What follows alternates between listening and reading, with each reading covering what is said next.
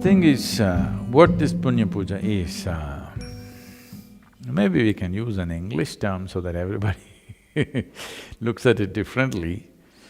Punya Pooja is like, you know what's Punya?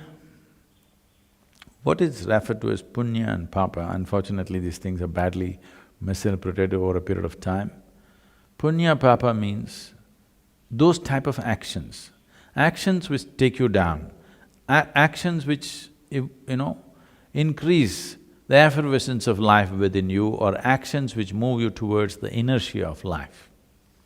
Or in other words, actions which move you towards life, actions which move you towards death.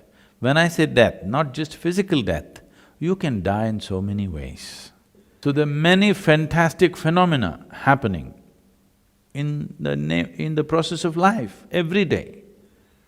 Every day, every moment it's happening.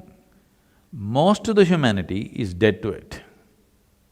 They're dead to the moon, dead to the sunrise, dead to the sunset. Only when something becomes acute or they have to get up in the morning, early morning and go for their work, then sun gets in their eyes and of course you put the pad so that you can't see it. Something like this. Why this has happened is, the psychological space has overtaken the cosmic space. Or your own silly creation in your head has overtaken the Creator's creation. This is all that's happened. And anyway, the puja is about getting you into an energetic space where you become alive to these things. So the Punya Puja is to enliven the house. The space in the house should become alive.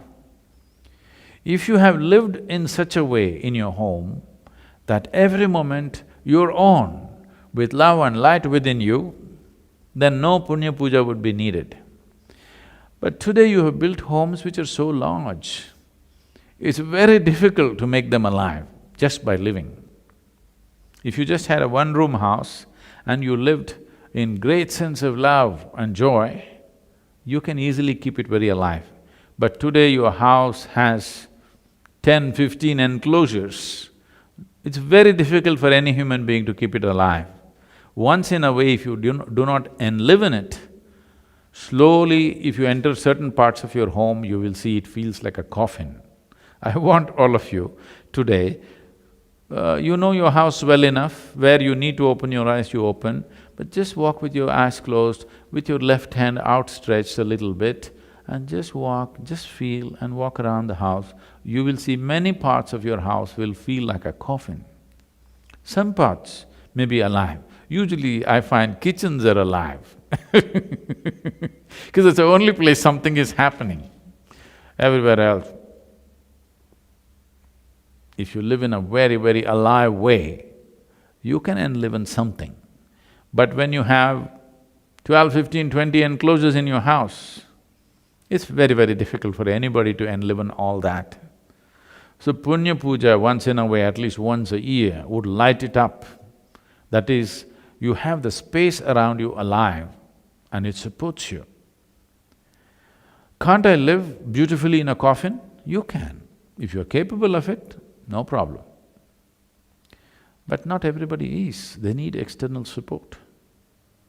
This is the idea of creating consecrated spaces. So Punya Puja is a way of consecrating your home, entire home, every part of it, so that there is some sense of aliveness and energy. But we cannot consecrate your home in such a way it's forever, because your house is not built to that geometry.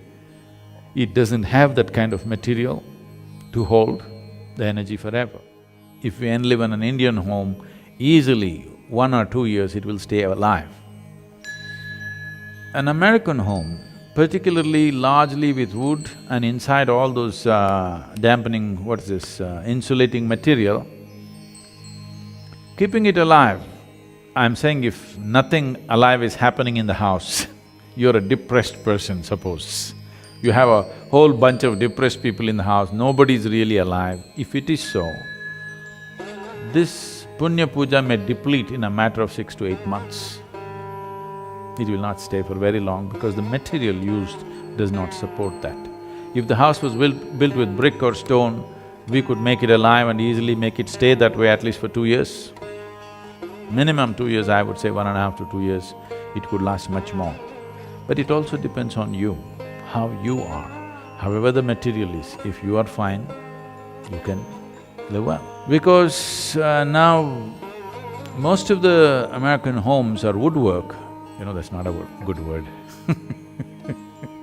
It's woodwork, so it doesn't have the same capacity to hold. And another thing is, it's recirculated air. Nobody opens a window or a door. It's all the time same air being recirculated or very minimal amount of movement of aliveness.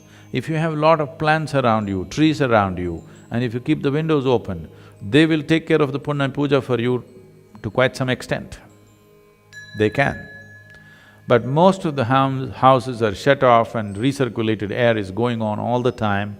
People are not moving about joyfully, either they're staring at their computer screen, or they're depressed, or they're sleeping. Inertia of various levels and various levels of stresses and tensions, it slowly builds up in the space and it can overwhelm a person. Any number of people will find, if they're feeling sick, particularly if they're feeling psychologically, kind of oppressed, you will see if they just walk out of that space, they will feel great.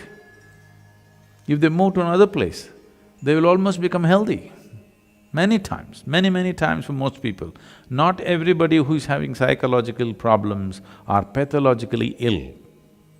Most of them are victims of the situations in which they exist, various type of situations. Energy situation is one of them, and an important one. We have taught you a Kriya, how to keep this body work within this boundary, how to keep it enlivened all the time. But the larger woodwork of your home, how to keep it alive? If your Kriya is too fantastic, if your Shambhavi Mahamudra is such, it's an explosion within you, then if you just walk around the house, maybe the space will get fixed. But if it's not like that, if you're not like that, then it's good to make use of the support of Punya Pooja. It's a wonderful process.